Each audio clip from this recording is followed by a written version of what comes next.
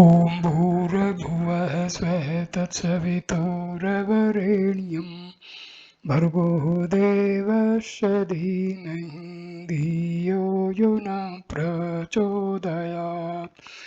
ॐ शान्ति शान्ति शान्तिः. Namaskar, my dear friends. In this video I am going to narrate the deep teachings of Ishavasya Upanishad in detail, because this is one of the primary Upanishads, and let us know all about the teachings of this great Upanishad. The Ishavasya Upanishad, called also the Vajrayana Samhita Upanishad, forms the last chapter of the Vajrayana Samhita of the Yajurveda. It is perhaps the only Upanishad that forms an integral part of the Samhita or mantra portion of the Vedas. Other Upanishads generally form parts of the Brahmana portion of the Vedas. The Vajrayana Samhita consists of 40 chapters. The first 39 chapters treat of sacrificial works like Agnihotra, Aswamedha, while the last chapter gives the philosophy of all that precedes.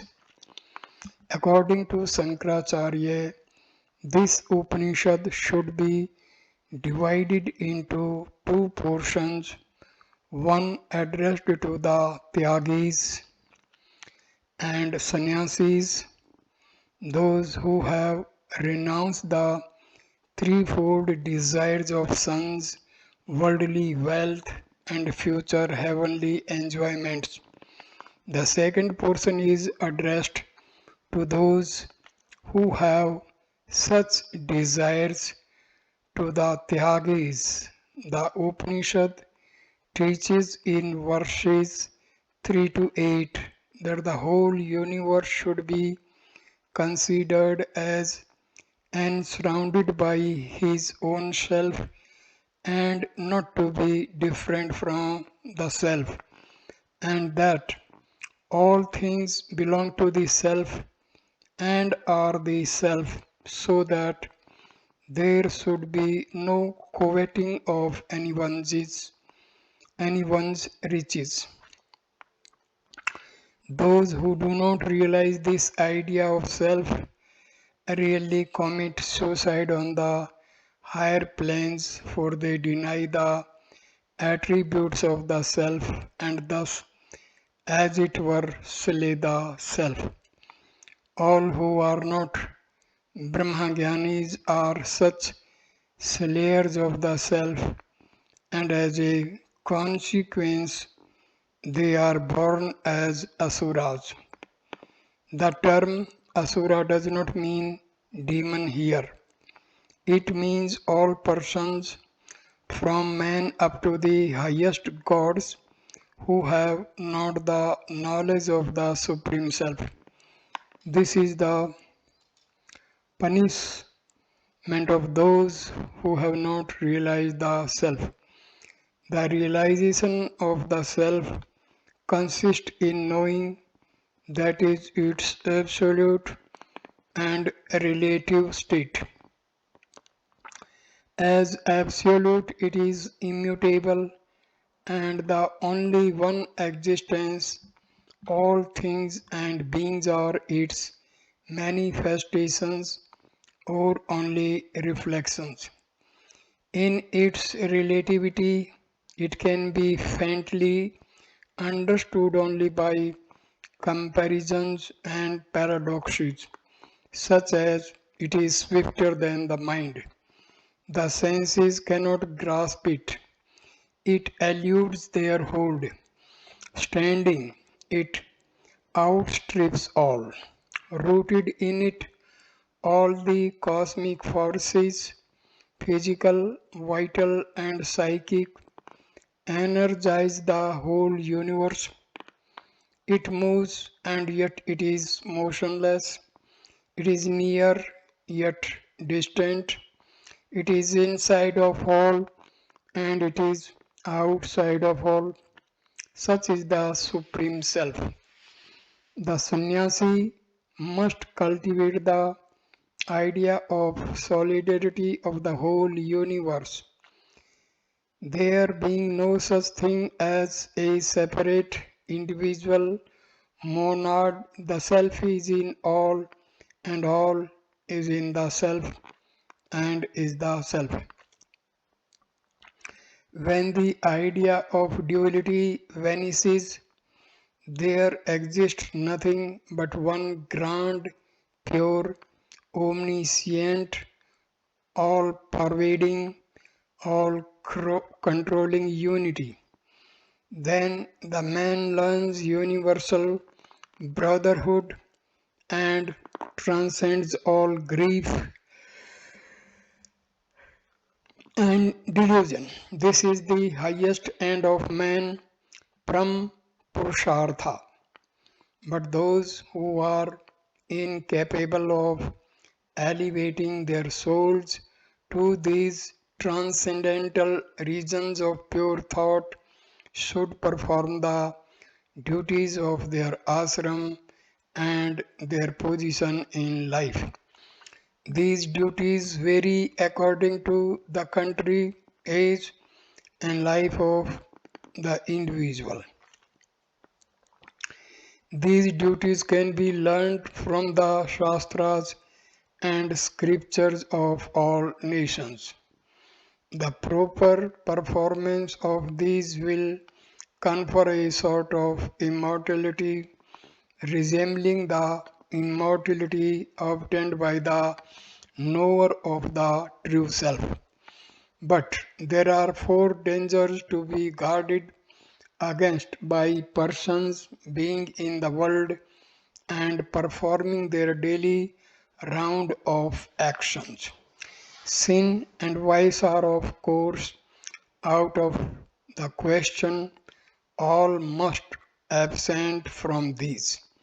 But in the performance of what is known as virtuous acts, there are snares and pitfalls.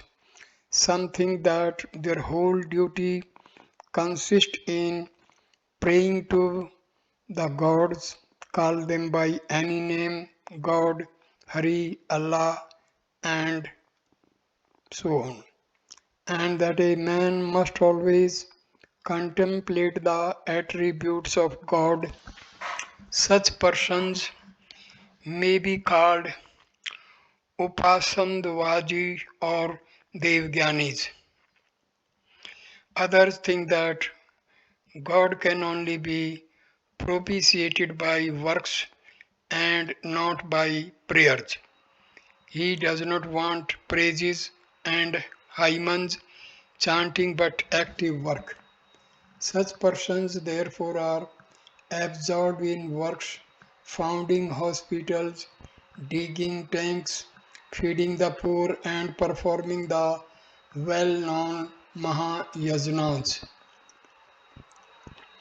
There is yet another class of men who are neither for prayers nor for charities and works.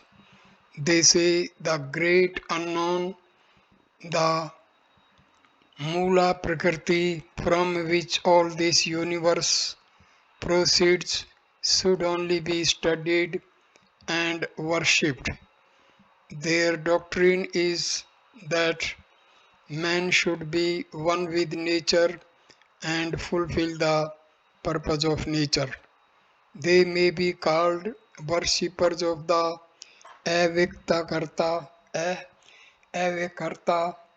A fourth class of persons think that the worship of created nature is the highest object of life.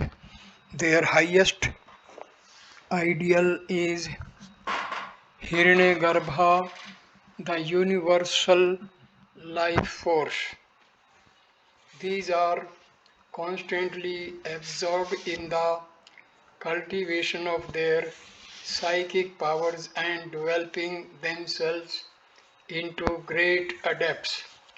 Thus, these four types of good men, for all are relatively doing good work, may be represented as cultivating only one side of their nature to the detriment of the other. Thus, the first class cultivate only emotion and do not develop volition. The second class cultivate volition at the sacrifice of higher emotion. The third class cultivate only reason by subtle analysis till they reach Prakriti. They are the great purusharthas of the world, and the fourth are practical yogis. The rewards of these different activities are different. The life force, the life after death depends upon the idea of the person. Thus, the first class of men go to the regions of their respective gods after death. The worshipper of Christ will find himself in a state where he will see Christ all around him, and so with the worshippers of other deities. The second class of workers will go to the region of the Pitris, the great ancestors of humanity, always working, always active. The fourth class of men attain even in this life wonderful powers and can perform what are vulgarly called miracles. And the third class of men reach Prakriti Laya, assimilation with nature. This is the highest state that a man can attain to by mere works without the knowledge of the Supreme Self. This state resembles very much the state of mukti because being one with nature, he is free from all ordinary conceivable bonds. The Shruti, however, condemns all these one-sided activities and advises men to combine them in their lives. The technical names used in the text for these four states are Vidya, Avidya, Sambhuti, and Asambhuti. The Shruti teaches that in combining these one may attain a state which approaches most closely to mukti. This partial mukti which the workers obtain is reached by the path called Devyana. The chief difficulty with all works lies in this, that every work inevitably produces effects. Therefore, all karma kandins are tied down to the wheel of causation and must be born and reborn again and again. The only way by which there will be absolutely no rebirth is by Brahmajnana. But there is another state also in which there is no rebirth, namely the state where the soul reaches the Brahmaloka. There the soul will remain till the end of the Mahakalpa. This state also therefore may be called a state from which there is no return, anavarti. Of course, this is a state of comparative anavarti. Now, what is the sphere where the soul of the karma kandin will find this anavarti? In this, our solar system, we know as science teaches us that the planets are cooling down and parting with their internal heat. The time will come, though millions of years hence, when our earth will become a dead mass like the moon, incapable of supporting any life. The last orb to die out will be the sun.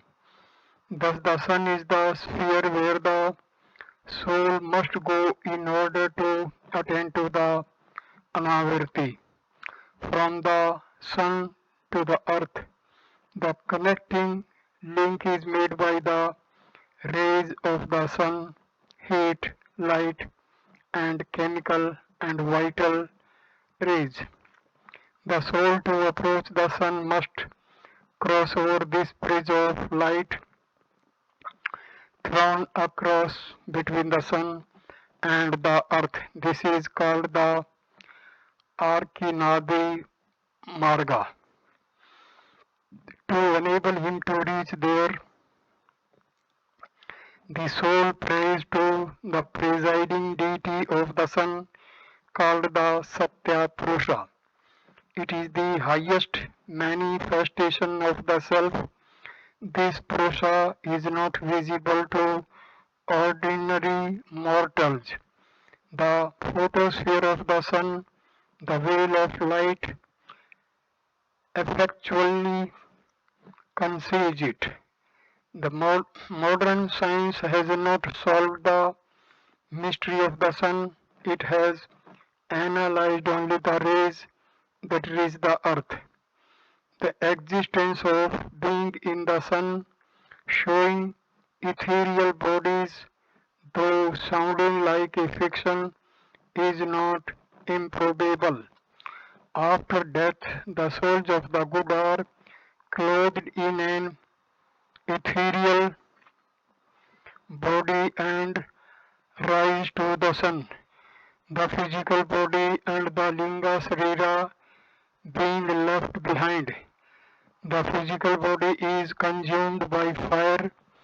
The linga sarira is dissipated and dissolves itself into the universal life force called Anila or Hiranyagarbha. All therefore what goes to the solar sphere is the soul clothed in Karna Sarira. This body persists throughout ages and is not shaken off until one attains the supreme knowledge. This is a short resume of the doctrine taught by this Upanishad as explained by Sri Sankaracharya. The question which the reader will naturally ask is, whence does Sankara read all these ideas into this simple but grand peroration of the Yajurveda? In answer, we would refer him to the commentary translated herewith. Whether it will satisfy him or not is another question. This Upanishad, however, has been understood in a partially different way by Sri Anantacharya. According to him, it does not teach that the renunciation of works is the only means of emancipation. For salvation, there is only one way, namely knowledge of God. But this knowledge does not manifest itself or arise in the heart of a man polluted by sin. To remove the taint of sin, it is absolutely necessary that karmas should be performed.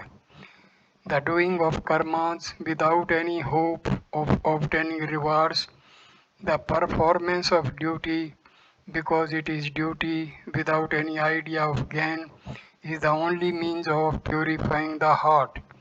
The heart being thus purified, there spontaneously arises in it, or it is fitted to receive the knowledge of God. The acquisition of this knowledge is thus the second stage of development. The third, or God vision, the direct perception of God, not only theoretically knowing His attributes, but practically seeing Him, is the next stage. The fourth stage is emancipation, which no longer depends upon human exertion but upon the grace of God. Note that even the first three stages depend upon human exertion, for there even one must constantly pray to God to help him to perform good works, to cleanse his heart and open his eyes to see him. Grace, divine grace, is the last word of this Upanishad. As the final prayer shows, it teaches the harmonious blending of duty with devotion and the cultivation of a spirit of reliance on and complete resignation to the will of the Almighty. Let now, this is the introductory part of this Upanishad. Thank you for watching this video. Namaskar, my dear friends.